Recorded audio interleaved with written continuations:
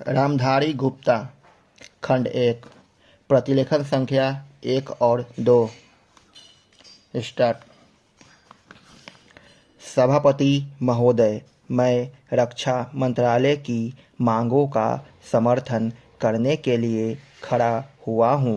वर्तमान घटनाओं से पता चलता है कि संसार का हर देश अपनी सुरक्षा के बारे में चिंतित है और उसके लिए हर प्रयत्न कर रहा है। इस दृष्टि से अन्य देशों की तरह हमारे देश में भी रक्षा मंत्रालय का महत्व है।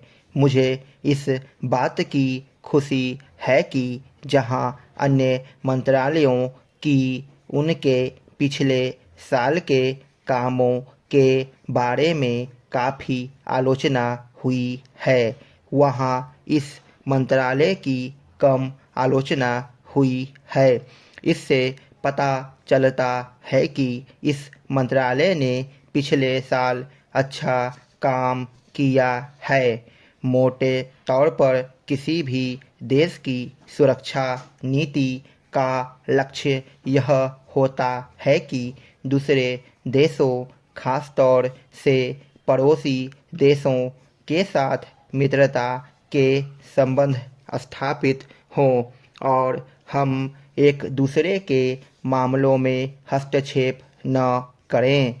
लेकिन उसके साथ यह भी जरूरी होता है कि हम अपने देश की सीमाओं और अखंडता की रक्षा करें।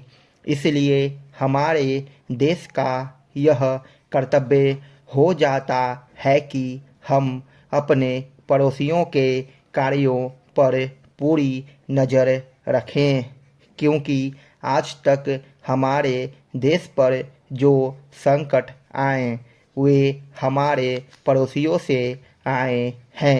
1965 में पाकिस्तान के साथ जो लड़ाई हुई और उसके बाद ताशकंद में जो समझौता हुआ वह सिर्फ कागज पर ही रहा। पाकिस्तान ने उस पर कोई अमल नहीं किया। इस दृष्टि से बहुत ज़रूरी है कि हम अपने देश की सुरक्षा की हर तरह से व्यवस्था करें।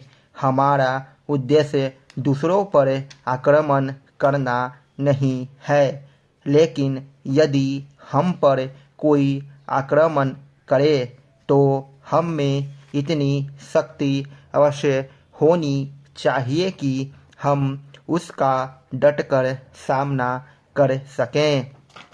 आप जानते हैं कि पिछले दिनों पाकिस्तान को अमेरिका और चीन से काफ़ी मदद मिली है। रक्षा मंत्रालय की रिपोर्ट में भी कहा गया है कि पिछले साल अमेरिका ने पाकिस्तान को 1500 करोड़ रुपए की फौजी सहायता दी है।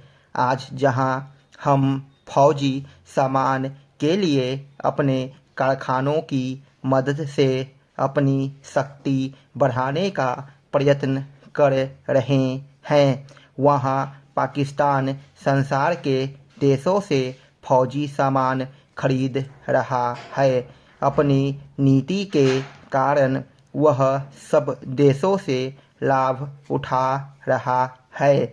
मेरा सुझाव है कि हमको भी अपनी शक्ति बढ़ाने के लिए संसार के अन्य देशों से अधिक फौजी सामान खरीदना चाहिए।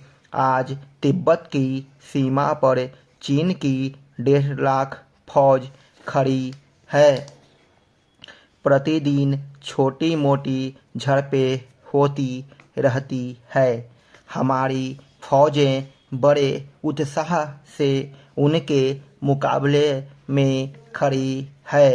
उनके हौसले बहुत ऊंचे हैं, लेकिन हमारी सरकार का भी यह कर्तव्य है कि उनके हौसले को कभी गिरने न दें।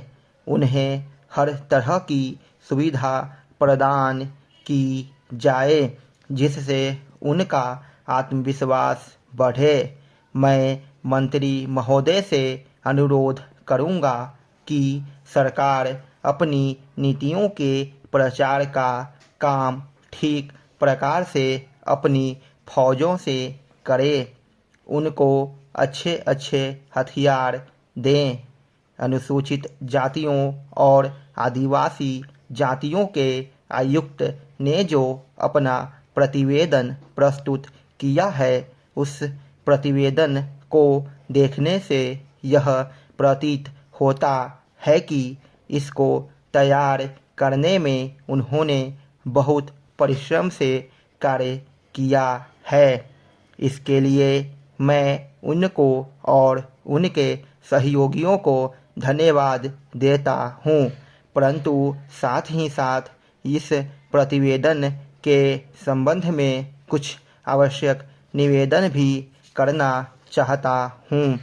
पहली बात तो यह है कि इस प्रतिवेदन को देखने से ऐसा प्रतीत होता है कि इन कार्यों के लिए जिस धन का उपयोग होता है वह 3 साधनों से उपलब्ध होता है।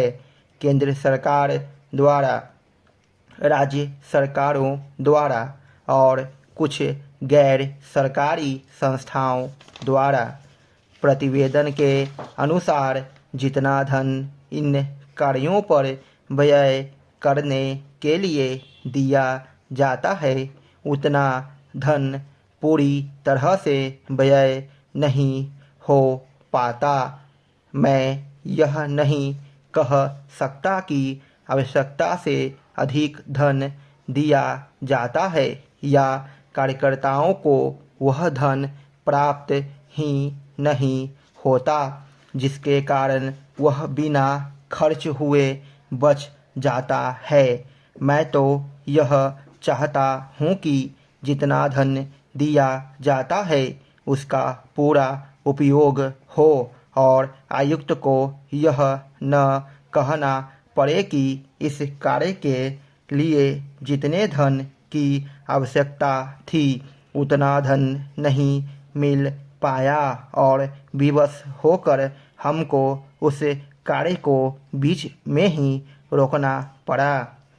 जहाँ तक राज्य सरकारों का संबंध है, बहुत सी राज्य सरकारें अभी तक इस कार्य में असावधानी से काम ले रही है और इस कार्य को उपेक्षा की दृष्टि से देखती है।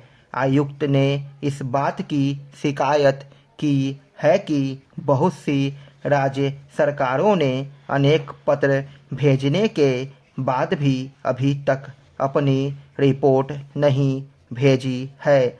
मैं चाहता हूँ कि सरकार इस तरह निष्ठापूर्वक ध्यान दें, राज्य सरकारों पर दबाव डाला जाए कि वे इस दायित्व के प्रति सचेत हों और आयुक्त को उनके कार्य में पूरा